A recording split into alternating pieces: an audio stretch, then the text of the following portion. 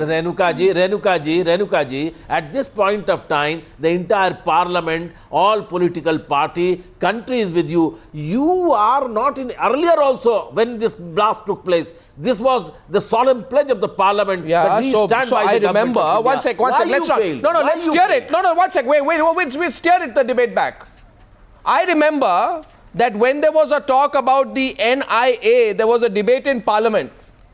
And if I am not mistaken, Shri Arun Jaitley stood up in parliament and he said this is a half measure, but we will still support the measure. But however, when the full measure is being debated, Kiran Bedi, let me get you in. When the full measure was debated, which is the National Counter-Terror Center, Mahesh Jethmalani, hear me loud and clear. The BJP and all the other parties stood there and said, we will not allow the NCTC to function. So you want a tough law, but when the government wants to implement an NCTC, your political suspicions don't allow you to let go of the control that you seek, because you're running state governments, to allow for a larger anti-terror body to be operating from New Delhi. That's a fact. No, you want to counter that first, Mahesh Jethmalani? It is a fact. Yes, I do want to counter that. Arnav, you know, if this is now becoming a platitude. We don't have any paucity of laws in this country. Please tell me, we have an NIA already. And NIA was supposed to prevent terrorism in this country. The National Investigating Agency created in the wake of 26/11. What has it done to today? What has it got to its credit except trying to rehash some old cases in which elite... I just told you, Mahesh Jethmalani, that your party said that the NIA is a half measure. No. Your party said the NIA is a half measure. Your party said the NIA is a half step. Yes, I am telling you why. So let's take all the steps. It's a half measure. I'm saying take all the steps, but the full step, what is the full step? The full step is you must have the political will. Now please, I'll tell you where the absence of political will comes in, Arnav. It is not a question of more laws. It's of having the will to implement those laws effectively and expeditiously, right? Forget the delay in the hanging of people like Afzal Guru. That's one aspect. But now let me tell you how soft this government is on LET. If there have been 3 cases in this, Mecca Masjid, Malegaon 2006 and Samjauta Express. There have been detailed investigations, there have been UN resolutions, you know it. There has been a US State Department resolution saying that the LET is involved, and not only is the LET involved, they've named people like Arif Kasmani and Dawood Ibrahim. Hafiz Syed has a $10 million bounty on his head by the US government. Yet, let me tell you, these 3 cases in which it is certified internationally that the LET is involved, these investigations are now being botched up on absolute rubbish evidence. The whole investigation is being subverted and some new angle is being given to it. That new angle is almost laughable. Then let me tell you, how do you have Yassin Malik? Yassin Malik is now on your program telling the whole country that he's been in 2006 after meeting the Indian Prime Minister to meet Hafiz Syed, a wanted terrorist with a 10 million bounty on his head. He goes again this time. You are told that he'll be interrogated and his passport will be revoked. What has happened to that? The Indian Mujahideen is a sleeper cell of the ISI and the LET. Where is the will of this government? They are keeping links with the LET. Yassin Malik is one such link. Okay, I know where you stand now. I see no count. One second. Kiran Bedi. Kiran Bedi, please. I'm now going to go to Kiran Bedi, Swaranjit Sen and Rana Varis. 1 minute. I'm moving away from the politicians for a minute. 1 point. 1 minute, sir. Sir, don't. Sir, okay. I'm hearing you.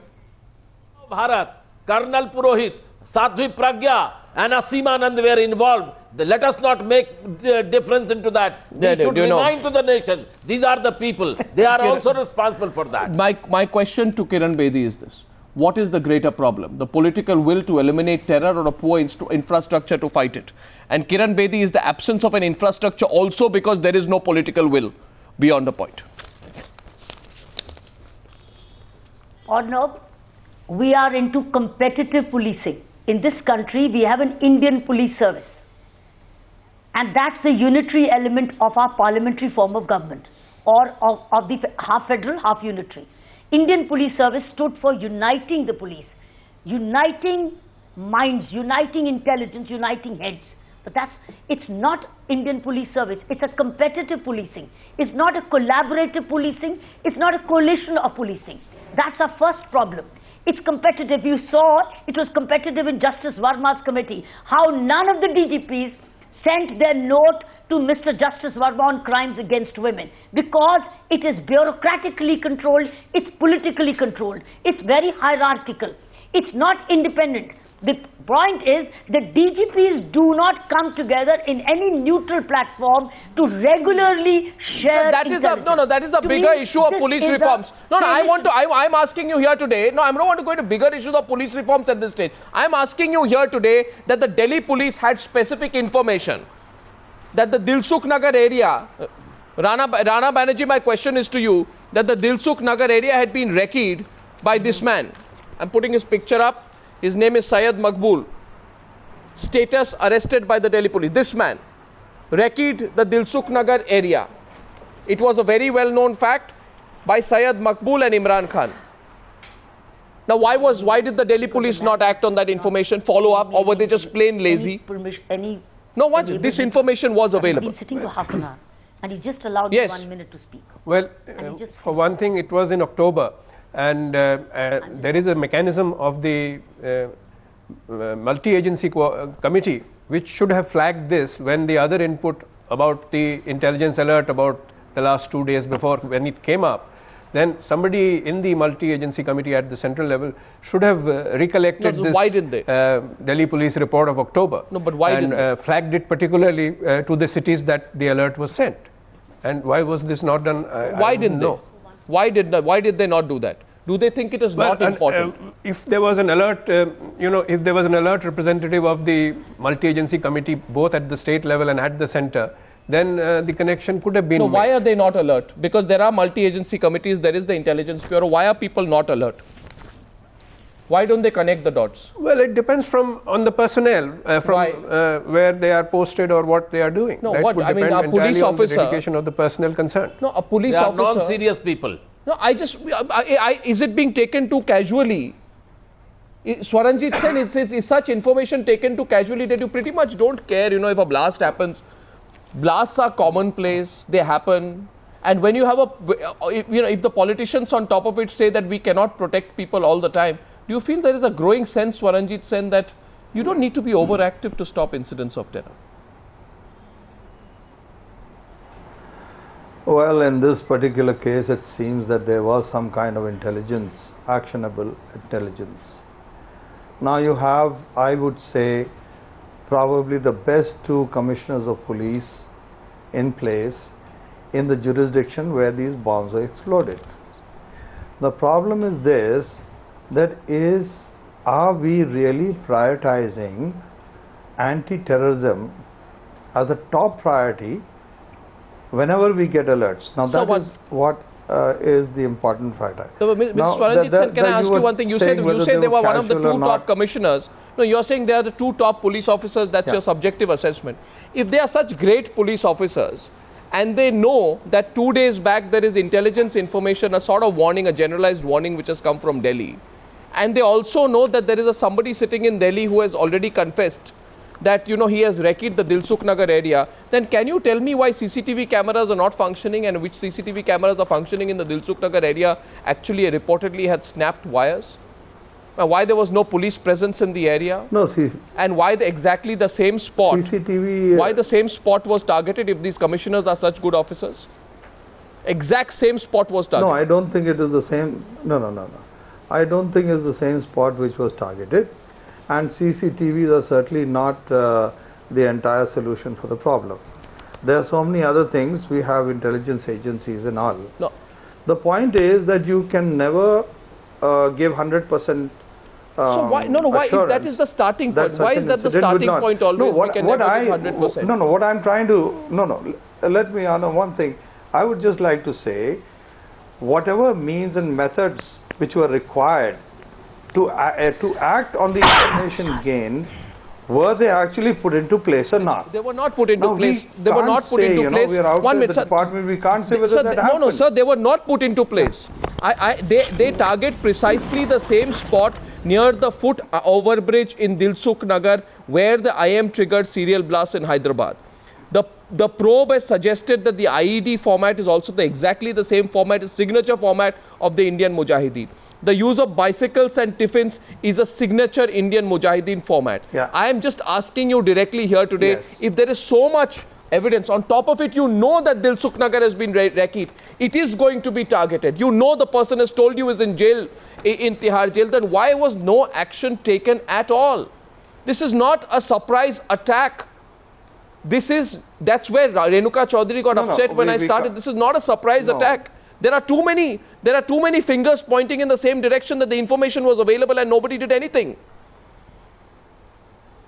No, it's too much of a sweeping statement to say that nothing at all was done. So, you know, it is there are many sleeper cells that get into position. Now we do not know how many sleeper cells have been neutralized by the police or not. sir, a press And it's conference just was one or held. two A press conference of those was held. which escaped. No, sir, press conference. I'm not taking Swaranjit- anyone's brief. Swaranjit Sen, I'm not trying to support the police. No. I agree with you. I agree with the point that police people in two different states don't talk to each other.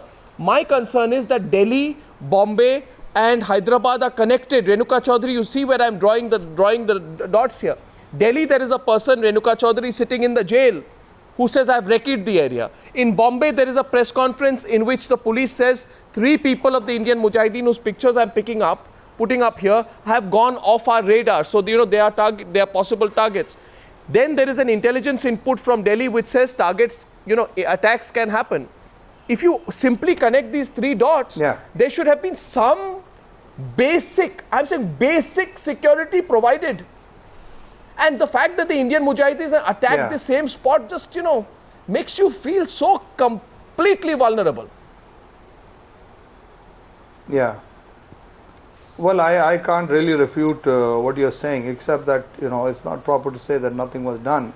They would have taken their own action. But as I say, you know, such incidents, it's high time that, as Mr. Subramanian said, let us not go on pussyfooting.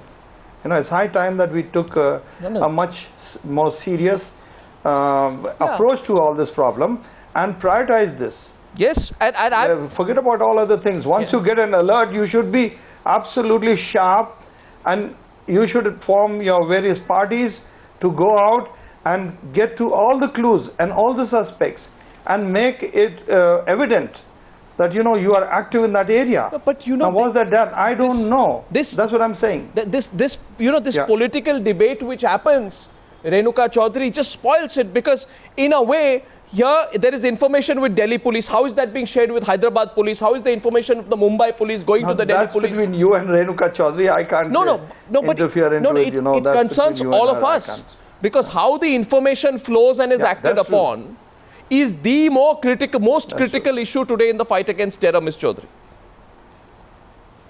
Yeah. Yes, of course. I agree there.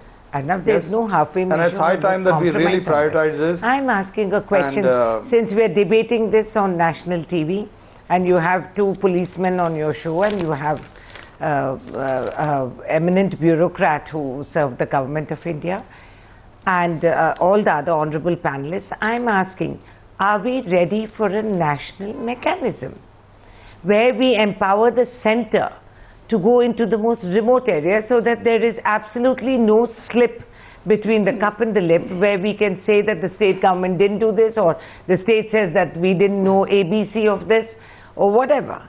Are we ready for that? I think we'll have to settle it tonight. Let's settle it. Let's settle it. Let's settle it. Let me get a clear answer from Mahesh Jethmalani on this. Let me get a clear answer. There is a trust deficit, you see. Mahesh Jethmalani, you don't trust the Congress. Congress does not trust you. Intelligence Bureau does not trust. It's not about Congress or BJP. It's about center versus state. No, Arnab, one thing. Yes, it's center versus. Arnab, here is a very typical case. The government, the center sends them input. They informs them. There is a Congress government. The Congress central government informs the Congress government. There is an opposition government. The question is this: information has been passed, and they did nothing, and then what message comes out from there? That is the point. That is the main point.